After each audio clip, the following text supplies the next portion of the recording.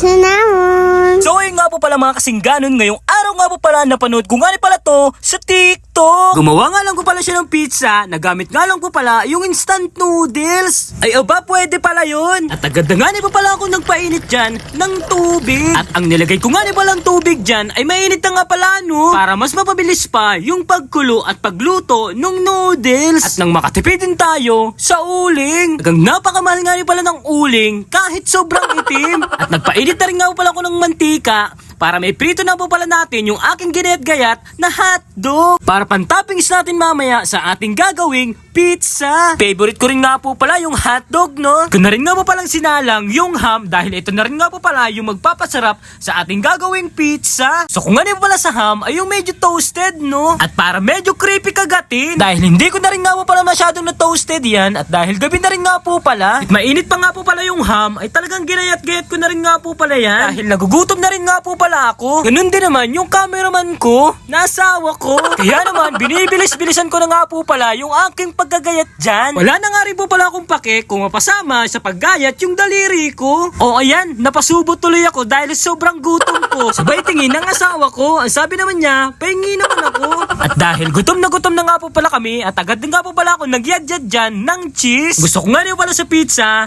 ay yung maraming cheese kahit hindi nga po pala ako lagi nakakakain at walang pambili. Ngayon ay susulitin ko na at dadamihan ko talaga ng cheese. Naglagay na rin nga po pala ako sa isang platito ng tomato sauce. Naglagay na rin nga po pala ako dyan ng ketchup. Ito lang po pala yung ating ilalagay na sauce sa ating gagawing pizza. At ko na rin nga po pala yung pineapple chunks dahil nga po pala talagang napakalalaki nito. Dapat nga lang po pala ay talagang maninipis lang. Biyak na rin nga po pala ako dyan ng 3 itlog. Ito nga rin po pala yung magbubuo dun sa instant noodles. Tagad ko na rin nga po palang binatihan, no? Naglagay na rin nga po pala ako dyan ng konting asin para magkalasa po pala yung itlog. Hinalo-halo ko na rin nga po pala yan para ilagay na nga po pala natin yung instant noodles. Ito nga po pala yung magsisilbing tinapay ng ating pizza. Ang kagandahan nga po pala dito, hindi ka na nga po pala magmamasa ng tinapay para sa ating gagawing pizza. Na meron ka nga po palang instant noodles ay makakagawa ka nga po pala ng pizza. Alam ko nga niyo pala ay available nga lang po pala ito sa mga tindahan at ganun din naman baka sa bahay nyo meron din. Nagkikrave nga niyo pala kayo sa pizza ay pwede nyo nga po pala itong gayahin at napakadali nga lang po pala itong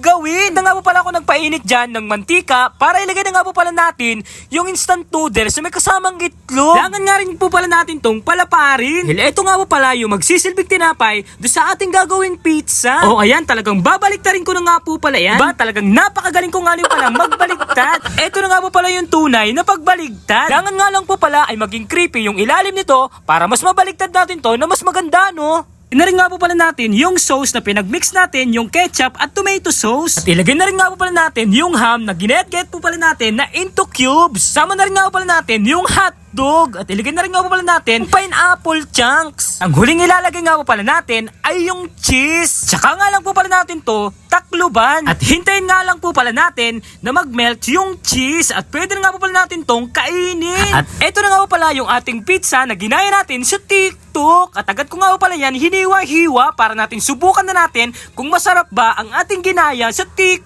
Mukha naman talagang masarap yung ating ginawa, no? So ayun nga po pala mga kasingganon, eto na nga po pala yung ating ginawa na pizza. Nagawa nga po pala ito sa Pancit Canton. Ayan po, talagang quality nga po pala yung ating ginawa, oh.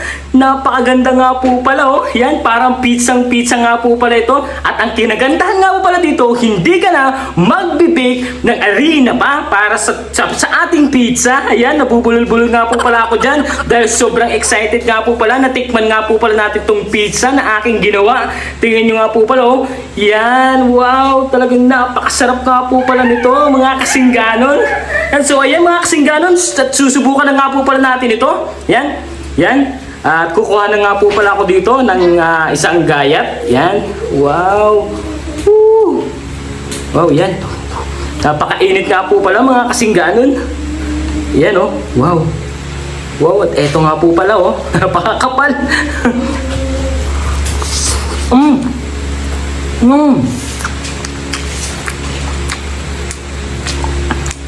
At legit nga po pala ang lasa nito mga kasingganon. Parang pizza rin nga po pala mga kasingganon. Napakasarap po pala. Wow. Pero napakasarap nga po pala mga kasingganon. Napakasarap nga po pala.